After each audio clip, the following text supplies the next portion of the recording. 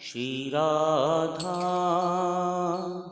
श्री राधा श्री राधा श्री राधा श्री राधा श्री राधा श्री राधा श्री राधा श्री राधा श्री राधा श्री राधा श्री राधा श्री राधा।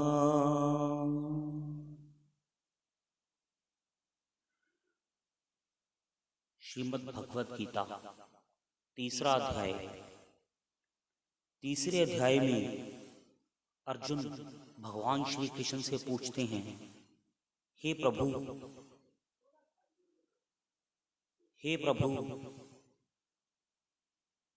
आपने मुझे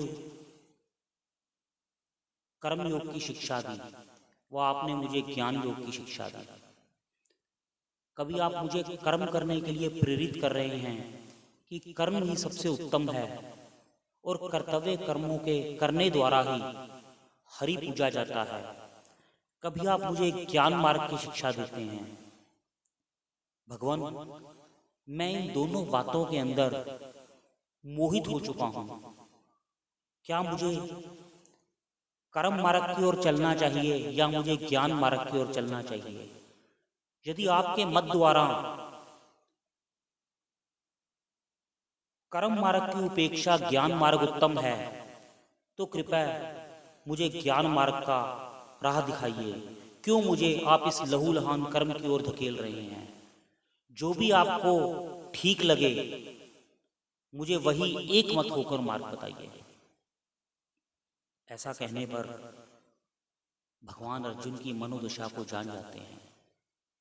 भगवान समझ रहे हैं कि अर्जुन मोहित हो गया कर्म मार्ग की ओर और ज्ञान मार्ग की ओर।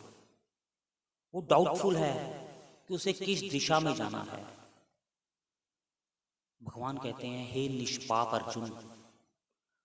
श्री कृष्ण अर्जुन को संबोधित करते हैं, हे निष्पाप अर्जुन।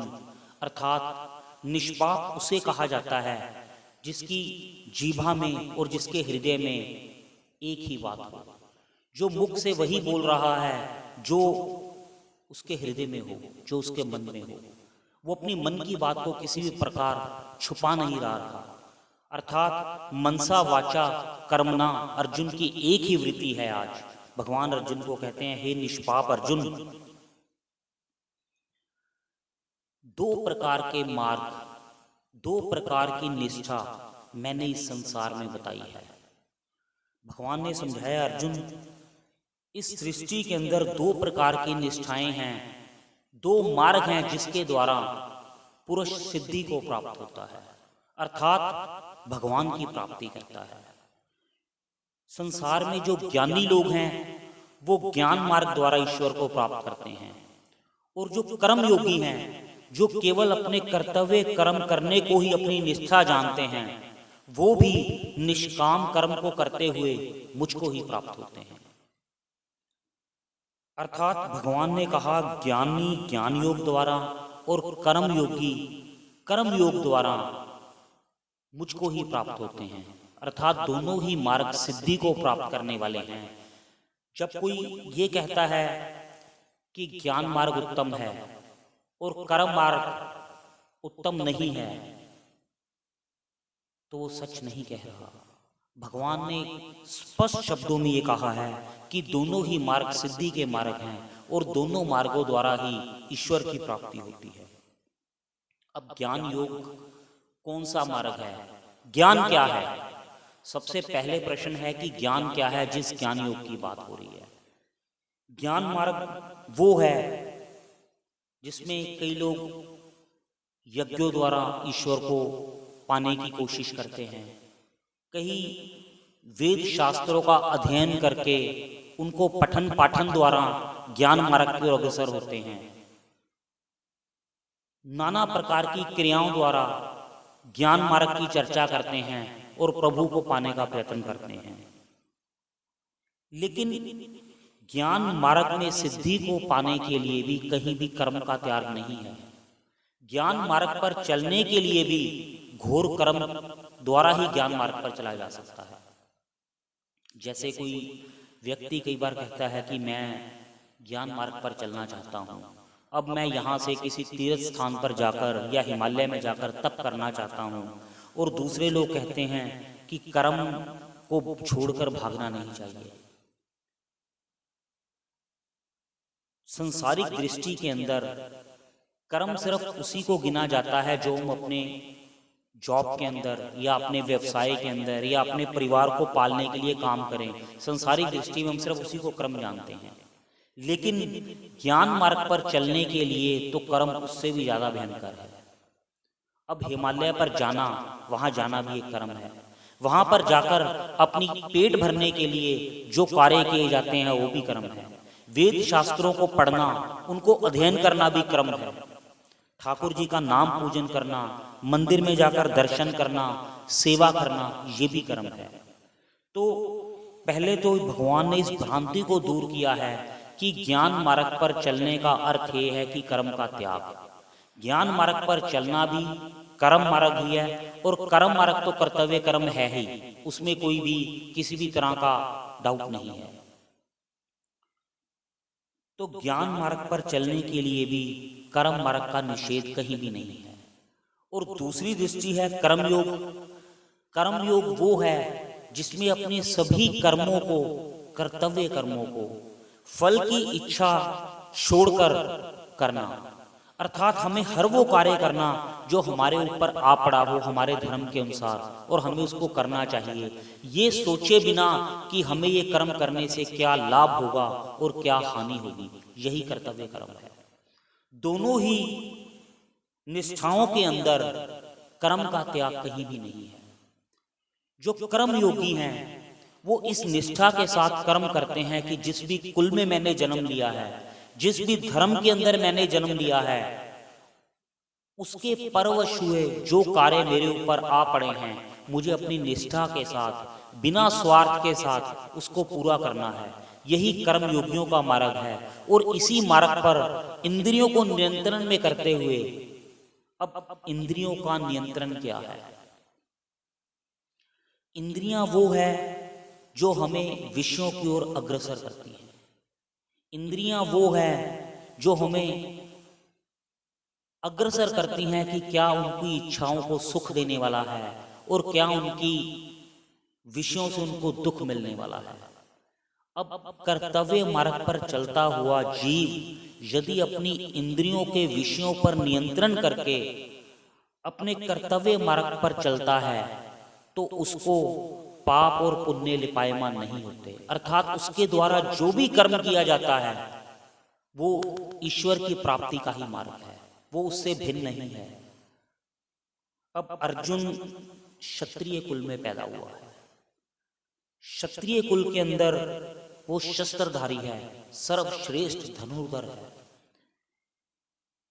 भाग्य द्वारा धर्म युद्ध उसके ऊपर आन पड़ा है। क्षत्रिय होने के नाते उसका यही कर्तव्य है कि वो धर्म की रक्षा के लिए उस युद्ध को करे। यद्यपि अर्जुन युद्ध नहीं करना चाहता, यद्यपि अर्जुन उस युद्ध का कारण नहीं है। अर्जुन पांचों पांडव भगवान कृष्ण शांति दूत बनकर दुर्योधन के पास गए थे कि यदि आप इनको 5 राज्य भी दे दो तो पांडव संतुष्ट हो जाएंगे और ये युद्ध नहीं करेंगे।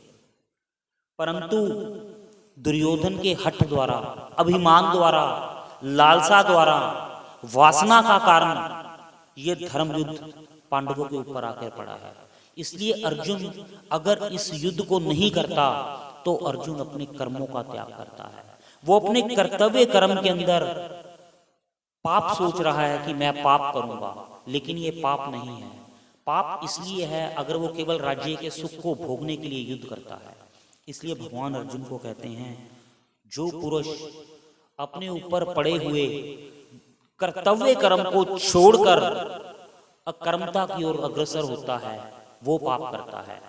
आज अर्जुन का युद्ध चाहे पितरों को मारने वाला है, अपने पूर्वजों का वध करने वाला है, लेकिन कर्तव्य कर्म की दृष्टि से वो पाक मार्ग पर नहीं है। भगवान ने उसको भी धर्म युद्ध कहा है। बड़े भाग्यशाली लोग होते हैं हे अर्जुन, वो क्षत्रिय भाग्यशाली है जिसको इस धर्म युद्ध को करने का अवसर प्राप्त हुआ है। तू इस युद्ध को कर और अपने कर्तव्य कर्म को निभाते हुए खड़ा हो लड़ाई के लिए।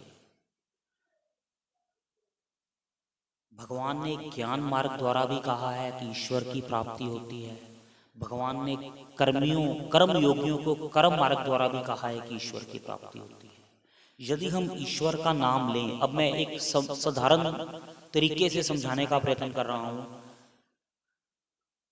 हम लोग वेद शास्त्रों का अध्ययन करते हैं, मंदिर जाते हैं, तीर्थों पे जाते हैं, भगवान की पूजा करते हैं, और अक्सर कह देते हैं लोग कि काम को छोड़कर तीर्थ पे जा रहा है। काम करना जरूरी है। उनकी निष्ठा है कि जो लोग धर्म के मार्ग पर चलते हैं, भगवान का नाम लेते हैं, यद्यपि ये ज्ञान मार्ग नहीं है। ज्ञान मार्ग का सीधा सीधा अर्थ भगवान ने दूसरे अध्याय में बता दिया। ज्ञान क्या है? जो मनुष्य, जो पुरुष इस देह और आत्मा के बंधन को जान चुका है कि देह और आत्मा भिन्न है, आत्मा इस देह से अलग है और देह का जाना निश्चित है, जिसने अपने इस देह अभिमान को त्याग दिया है, वही ज्ञान है। अर्थात जब जीव ये जान ले कि पुरुष और स्त्री के भेद से ऊपर उठ जाए, देह और आत्मा पृथक है, इसको जान जाए, वही ज्ञान मार्ग है। हम इन सभी मार्गों द्वारा वेद शास्त्रों को पढ़ के, भगवान का नाम लेकर, तीर्थों पर जाकर एक केवल प्रयत्न कर रहे हैं कि हम ज्ञान मार्ग की ओर चल रहे हैं और इस ज्ञान को जान ले, हम देह और आत्मा के बंधन को अच्छी तरह जान पाएं, आत्मा और परमात्मा के संबंध को अच्छी तरह जान पाएं। ये हमारा एक कर्म है उस धर्म मार्ग की ओर। हम उस धर्म मार्ग की ओर चलने के लिए कर्म कर रहे हैं, अर्थात उस ज्ञान मार्ग की ओर चलने के लिए हमारा कर्म भी कर्म है। बिना कर्म किए तो हम ज्ञान मार्ग की ओर भी नहीं चल सकते। और कर्तव्य कर्मों को करना भी हमारा कर्म है, अर्थात दोनों ही रास्ते हमें कर्म मार्ग की ओर ही अग्रसर कर रहे हैं। किसी भी सिचुएशन के अंदर हम कर्म त्याग की बात कहीं से भी नहीं जानते। हमारे शास्त्र हमें कहीं भी ये नहीं बताते कि कर्मों के किए बिना जीवन संभव है। कर्म किए बिना कल्पना, जो ये व्यक्ति कहता है कि मैंने कर्मों को छोड़ दिया या मैं कर्मों का त्याग कर दूं, वो कोरा झूठ है। किसी भी मार्ग में बिना कर्म को किए बिना जीवन संभव नहीं है। ये शरीर है, ये भी कामना द्वारा उत्पन्न हुआ है। इस देह की उत्पत्ति भी, इसका मूल क्या है, इसका बीज क्या है, ये भी कामना ही है जिससे शरीर की उत्पत्ति हुई है। अगर संसारिक दृष्टि से हम देखें तो जो शरीर की उत्पत्ति हुई है, ये माता पिता के अंदर उठी हुई कामना के द्वारा ही इस जीव का बीज प्रकट हुआ है। तो जिस वृक्ष का अगर हम आम का बूटा लगाएंगे तो आम ही आएंगे, बबूल का वृक्ष बोते हैं तो बबूल ही आते हैं। इसी प्रकार इस देह की उत्पत्ति कामना द्वारा हुई है। तो ईश्वर की जो त्रिगुणी माया है, रजोगुण, तमो और सतोगुण, इन तीनों के द्वारा परवश हुए हम कर्म किए बिना रह नहीं सकते। और हम कामना से, तो हमारा जन्म ही कामना से उत्पन्न हुआ है, तो काम हमारे अंदर है। अब करना क्या है? अब करना क्या है? ज्ञान मार्ग भी कर्म मार्ग से होकर गुजरता है और कर्तव्य कर्मों को करना भी जरूरी है। तो ऐसे हम ज्ञान मार्ग की ओर चलें तो कैसे चलें, कर्म मार्ग की ओर चलें तो कैसे चलें? कहते जो ज्ञानी पुरुष है, अब अंतर क्या है? ज्ञानी पुरुषों के कर्म करने का क्या फर्क है और कामी पुरुषों के कर्म करने का क्या फर्क है? इस अंतर को जरा ध्यान से समझने वाली बात है। ज्ञानी पुरुष अपनी इंद्रियों के परवश होकर कर्म नहीं करता। ज्ञानी पुरुष अपनी इंद्रियों को दमन करके भी कार्य नहीं करता। वो अपनी इंद्रियों में अग्रसर हैं, लेकिन वो सिर्फ इसलिए कर्म करता है कि मुझे ईश्वर की प्राप्ति के लिए कर्म करना है। उसका हर वो कार्य सिर्फ एक ही इच्छा के साथ है कि ये कर्म मेरे ऊपर आके पड़ा है और मुझे ईश्वर की प्राप्ति के लिए कर्म करना है, वह उसकी फल की आसक्ति के साथ जुड़ा हुआ नहीं है, अर्थात वो कर्मों में अनासक्त हुआ कर्मों को करता है। मुझे ज्यादा पैसा कमाना है इसलिए मैं काम कर रहा हूँ, मुझे ज्यादा नंबर लेने हैं मैं इसलिए ज्यादा पढ़ाई कर रहा हूँ, मुझे ज्यादा उच्च पद को प्राप्त करना है इसलिए मैं ज्यादा कार्य कर रहा हूँ। ज्ञानी पुरुष का कोई भी कर्म आसक्ति से रहित है, वो जुड़ा नहीं हुआ है कि उस फल की इच्छा के साथ कर्म नहीं कर रहा, वो केवल इसलिए कर्म कर रहा है कि मैं जीव हूं और मैं मेरे ऊपर जो भी कर्म आया है ईश्वर का प्रसाद जानकर उस कर्म को वो अपने कार्य में अग्रसर है।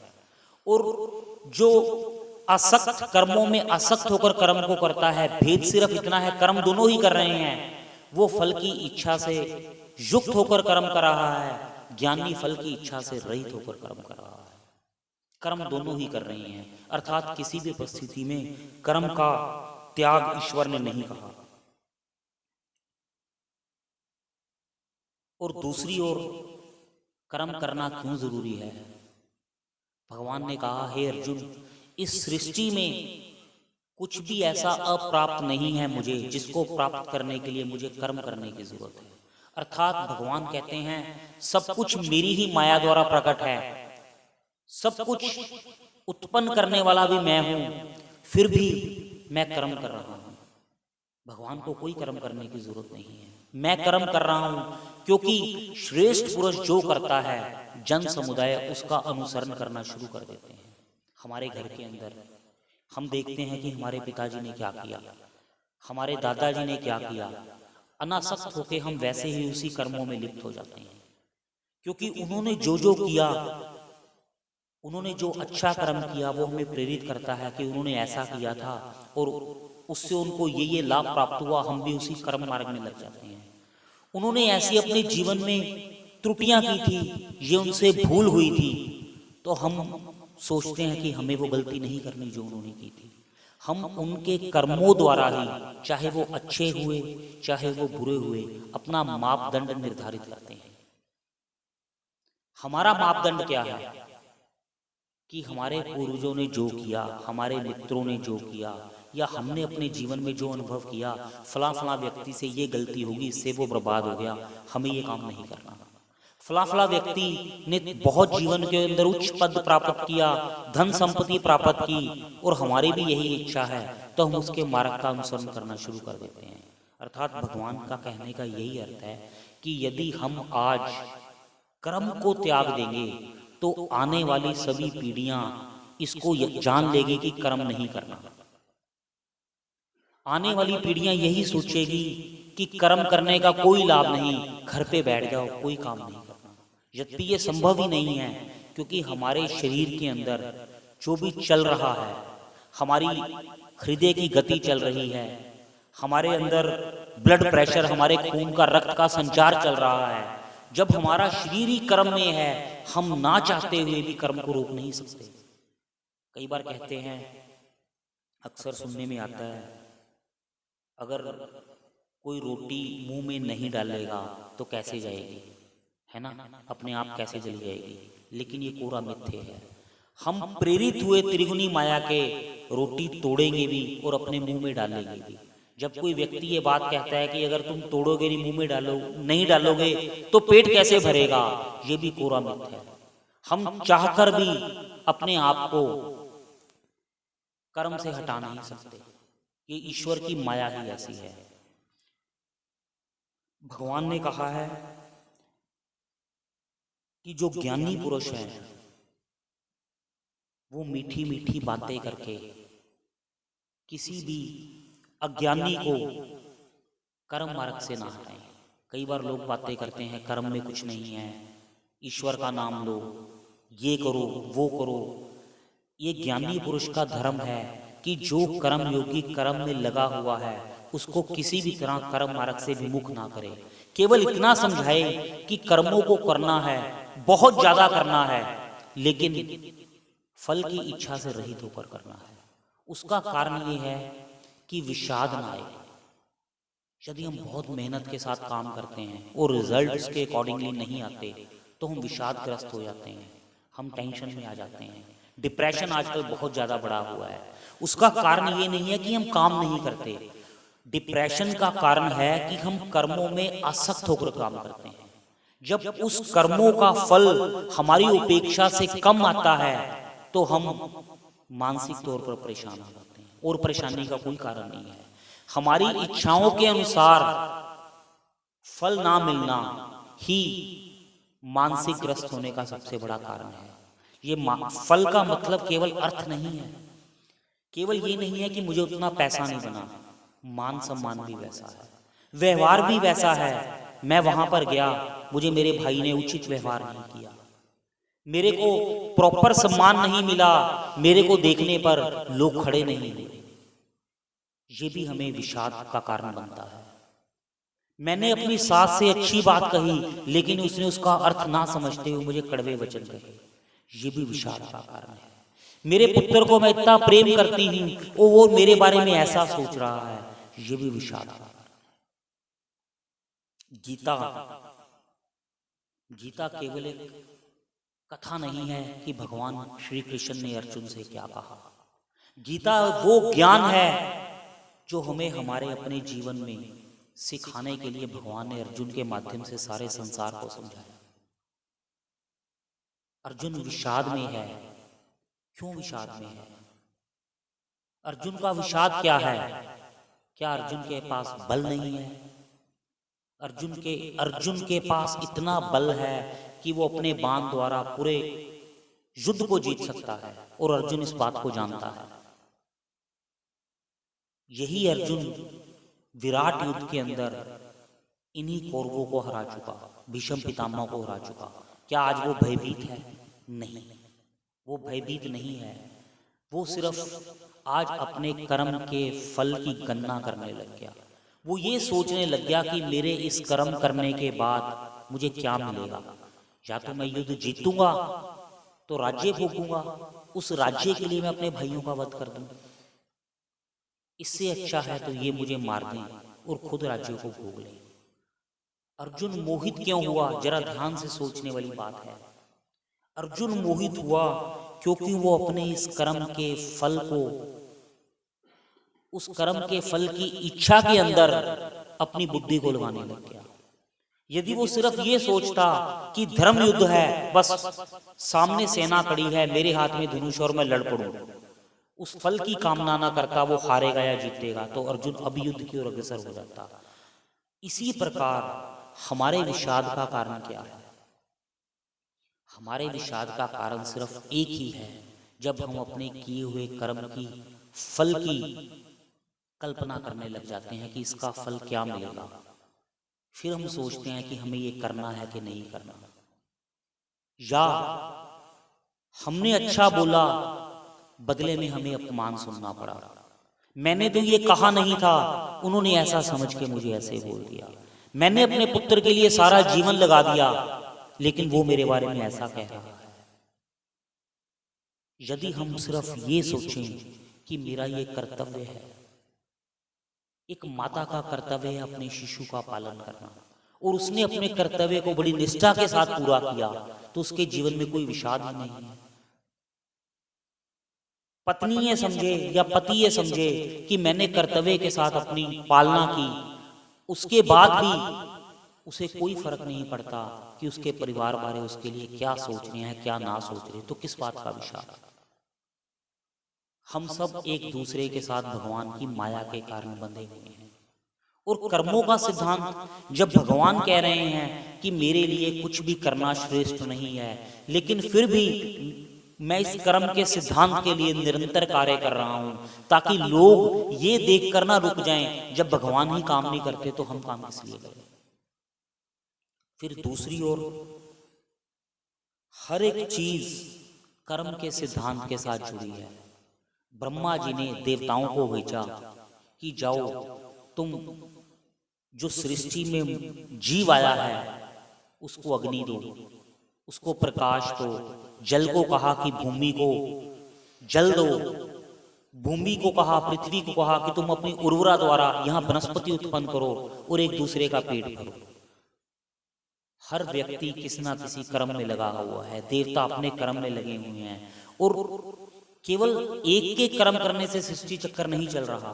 किसान बीज लाता है, भूमि को जोतता है, उसमें बीज डालता है, उससे फसल होती है, उससे हमें अन्न मिलता है। हम उस अन्न को ग्रहण करते हैं, मलमूत्र द्वारा उस अन्न का त्याग करते हैं, उससे द्वारा खाद बनती है और वही उस भूमि में चली जाती है। अर्थात ये सृष्टि चक्कर सब एक दूसरों के कर्मों के साथ बंधा हुआ है। यदि एक भी जीव कर्म मार्ग से पृथक हो जाएगा और ये सोच ले कि मैं इस कर्म मार्ग के चक्कर का भाग नहीं बनना चाहता, तो ये सृष्टि चक्कर ही रुक जाएगा। हर एक कारखाने के अंदर एक कच्चा माल होता है जिसको हम रॉ मटेरियल कहते हैं। एक रॉ मटेरियल किसी दूसरे कारखाने का फिनिश प्रोडक्ट भी हो सकता है। हमारा जो रॉ मटेरियल है वो किसी का फिनिश प्रोडक्ट है, और हमारा जो फिनिश प्रोडक्ट है वो किसी का रॉ मटेरियल है। इसी प्रकार ये सृष्टि चक्कर चल रहा है। आज कोविड का टाइम चल रहा है। अब कोई कहे हमें कोविड से कोई फर्क नहीं, हमारी तो दवाइयां बिक रही हैं, हमारा काम चल रहा है। किराने वाला कह रहा है कि मेरी दुकान तो खुली है, मुझे क्या फर्क है, जिसकी बंद है उसको समस्या है। लेकिन अगर आज ट्रांसपोर्ट सिस्टम बंद हो जाए, सारे सामान की डिलीवरी आनी बंद हो जाए, तो क्या किराने वाले का काम चल जाएगा? हॉस्पिटल को सप्लाई मिलनी पॉसिबल है? तो एक व्यक्ति का कर्म बंद होने से पूरा सृष्टि कर्म चक्कर रुक जाता है। यद्यपि आज हमें नहीं अनुभव हो रहा कि किसका काम चल रहा है, किसका काम बंद हो गया, लेकिन कोई भी व्यक्ति अगर अपने कर्म को बंद कर देता है, जो अपने कर्म क्षेत्र से हट जाता है, तो पूरा कर्म चक्कर धीरे धीरे रुक जाएगा।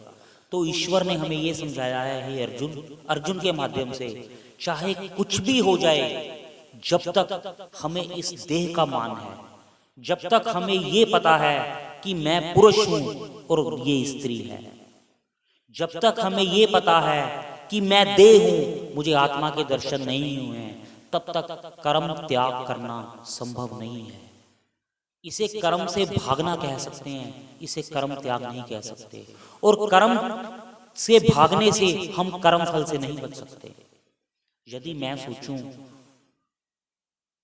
कि मैं अब काम नहीं करूंगा, क्यों नहीं करूंगा? क्योंकि मैंने बहुत काम कर लिया, तो ये इसे कर्म से भागना कहेंगे। और कर्म के भागने से ये नहीं है कि मैं कर्म के फल से बच जाऊंगा, ये भी एक कर्म है। कर्म से भागना भी एक कर्म है। मैं किचन में काम कर रही हूँ, थक गई, मैंने आराम कर लिया, बस आज के बाद मैं किचन में नहीं जाऊंगी, ये सोचना भी काम करना है। वो कैसे? क्योंकि कर्म केवल हाथ द्वारा नहीं होता। हम कहीं चलकर गए हैं, कर्म केवल पैरों द्वारा नहीं होता। हमारा सोचना भी एक कर्म बंधन में हमें बांध लेता है। हमने सोच लिया किसी के लिए अच्छा, तो ये भी हमारा एक कर्म बना गया। हमने सोच लिया किसी के लिए बुरा, ये भी हमारा एक कर्म बंधन बन गया। तो कर्म केवल करने से ही कर्म नहीं होते। 5 ज्ञान इंद्रियां और 5 कर्म इंद्रियां, इन 10 द्वारा कर्म किए जाते हैं। कर्म ना करने के लिए सोचना भी एक कर्म बंधन में बंधना है, और कर्म करते हुए फल की इच्छा रखना, ये भी अपने आप को एक कर्म बंधन में बांधना है। तो अब करना क्या है? कर्म योगी को ज्ञान मार्ग पर चलते हुए कर्मों के फलों में आसक्ति ना रखते हुए कर्मों को करना है। अब कर्म किए बिना रहा नहीं जा सकता, और ज्ञान मार्ग पर चल के कर्म करना है। यहां पर अर्जुन पूछते हैं, हे प्रभु, मैंने आपके दोनों निष्ठाओं को जाना और मैं इनको जानने का प्रयत्न भी कर रहा हूं, पर प्रभु, जब जीव सब कुछ जानता है तो फिर ये क्यों पाप कर्म करता है? किसके वश में होकर जीव गलत आचरण करता है? किसके वश में आकर जीव जुआ खेलता है? किसमें वश में आकर जीव द्वारा नाना प्रकार के गलत कार्य होते हैं? यद्यपि जब हम कोई भी गलत काम करते हैं, हमें अंदर से एक आवाज आती है कि नहीं, ये ठीक नहीं है, पर फिर भी हमारे द्वारा गलत काम हो जाते हैं। यही अर्जुन पूछ रहा है। क्यों, आखिर ऐसा क्यों होता है? हम किसी को थप्पड़ मारते हैं, किसी से अपशब्द कहते हैं, बोलते हुए भी हमें पता होता है कि हम ठीक नहीं कर रहे, पर फिर भी जीवा पे नियंत्रण क्यों नहीं होता? क्रोध आता है फिर भी मन पर नियंत्रण क्यों नहीं होता? ऐसी क्या बात है जो हमसे पाप कर्म करवाती है? भगवान ने कहा, जो रजोगुण है ना, रजोगुण के वश में होकर जीव पाप कर्म करता है। रजोगुण क्या है? रजोगुण वो है जिससे हम दूसरों को देखकर प्रभावित होते हैं। उसके पास ये वस्तु है, मेरे पास नहीं है, ये राजस वृत्ति है। मैं बहुत सुंदर हूं, ये भी राजस अभिमान है। मैं बहुत मसालेदार भोजन खाना पसंद करता हूँ, बहुत स्वादिष्ट व्यंजन पसंद करता हूँ, 36 पकवान खाना पसंद करता हूँ, ये भी रजोगुण वृत्ति है। उसके पास मेरे से ज्यादा है, मेरे पास कम है, ये ईर्ष्या भी रजोगुण वृत्ति है। कहते जीव जब रजोगुण के अंदर आता है तो उससे उसके अंदर कामना उत्पन्न होती है। जब कामना उत्पन्न होती है, उस चीज को, उस वस्तु को प्राप्त करने की उसकी दृढ़ इच्छा हो जाती है, और इच्छा पूरी ना होने पे उसमें क्रोध उत्पन्न होता है। जब क्रोध उत्पन्न होता है इच्छाओं के ना पूरा होने पर, तो जीव की बुद्धि भ्रमित हो जाती है, और बुद्धि के भ्रमित होने से जीव का नाश हो जाता है। परंतु अर्जुन, अगर हम अपनी इंद्रियों को वश में कर लें और इंद्रियों को विषयों में भटकने से रोक लें, तो हम इस पर विजय पा सकते हैं। शरीर से उत्तम है इंद्रियां, इंद्रियों से उत्तम है मन, मन से उत्तम है बुद्धि, और बुद्धि से उत्तम है आत्मा। जो मनुष्य अपनी बुद्धि द्वारा, अपने आत्म ज्ञान द्वारा अपने आत्म स्वरूप को जान लेता है, वो इन सब चीजों से ऊपर हो जाता है।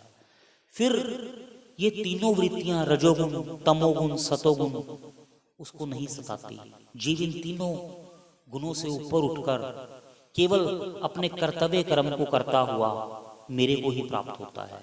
ऐसा जीव जो अनासक्त होकर कर्मों को करता है, वो दोबारा इस धरा पर जन्म नहीं लेता। तो हम पाप क्यों करते हैं? हम पाप करते हैं सिर्फ दूसरों को देखकर, अर्थात हमारी इच्छाओं के कारण। यदि आप कभी सोचना, अब मैंने किसी को कल बड़ा उल्टा सीधा बोला, अपने स्टाफ को बोला कि तुमने ऐसा क्यों किया, तुम बाजार में से पैसे क्यों नहीं लेके आ रहे, तुम मेरी बात नहीं सुन रहे, फला फला फला मैंने अब शब्द कहे। क्यों कहे? क्योंकि कहीं ना कहीं एक अहंकार, रजोगुण का शिकार है अहंकार। रजोगुण से अहंकार की वृद्धि होती है कि मैंने कहा था और इन्होंने नहीं किया, उस अहंकार को चोट। मेरा पैसा, रजोगुण। कामना, जल्दी से जल्दी पैसा घर पे आ जाए, लालच, ये रजोगुण है। और यदि हमारी इंद्रियां इन विषयों में ना भटकें तो हमें क्रोध ही नहीं होगा, ना कामना होगी, ना क्रोध होगा, ना बुद्धि भ्रमित होगी, और ना हम अपनी आत्मा का नाश करेंगे।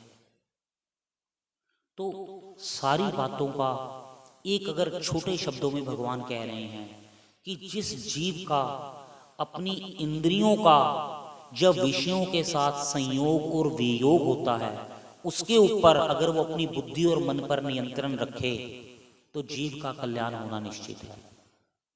परंतु भगवान को अर्जुन कहता है, प्रभु ये कैसे संभव है?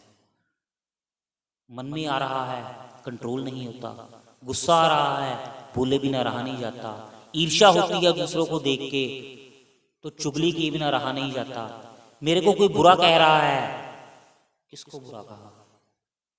मेरे को किसी ने अपशब्द कहे, किसको कहे? ज्ञानी कहता है मैं तो हूं ही नहीं, ये देह है मिट्टी की है, आत्मा परमात्मा का अंश है, तो मैं कहाँ हूं? तो मैं ही अहंकार है, मैं ही रजोगुण है, मैं ही तमोगुण है। जब तक हमारे अंदर ये मैं है तब तक हमें इंद्रियों के विषय सताएंगे ही।